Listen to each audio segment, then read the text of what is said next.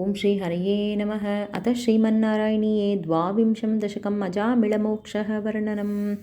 అజామిళో నామ మహీసురః పురా చరన్ విభో ధర్మపథాన్ గృహాశ్రమే గురోర్గిరా కాననమేత్య దృష్టవాన్ సుదృష్టశీలాం కులటాం మదాకులాం స్వతః ప్రశాంతోపి తదా హృతాశయః స్వధర్మం ఉత్సృజ్య తయా సమారమన్ అధర్మకారీ దశమీ భవన్ పునః దధౌ భవన్నామయుతే సుతేరతిం సమృత్యుకాలే యమరాజకింకరాన్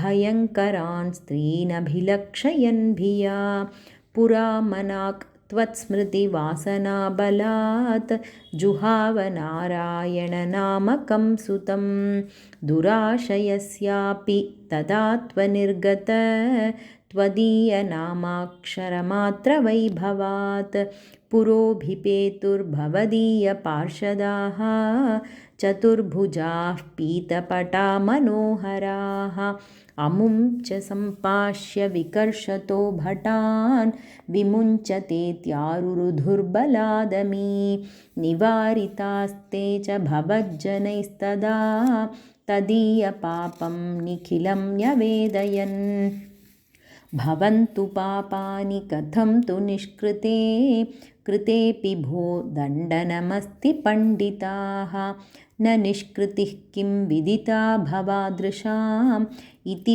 प्रभो त्वत्पुरुषा बभाषिरे श्रुतिस्मृतिभ्यां विहिता व्रतादयः पुनन्ति पापं न लुनन्ति वासनाम् अनन्तसेवा तु निकृन्तति द्वयीम् इति प्रभो त्वत्पुरुषा बभाषिरे अनेन भोजन्मसहस्रकोटिभिः कृतेषु पापेष्वपि निष्कृतिः कृता यदग्रहीन्नाम भयाकुलो हरेः इति प्रभो त्वत्पुरुषा बभाषिरे नृणाम् अबुद्ध्यापि मुकुन्दकीर्तनं दहत्यघौघान् महिमास्य तादृशः यथाग्निरेधांसि यथौषधं गदान् इति प्रभो त्वत्पुरुषा बभाषिरे इतीरितैर्याम्यभटैरपाश्रिते भवद्भटानां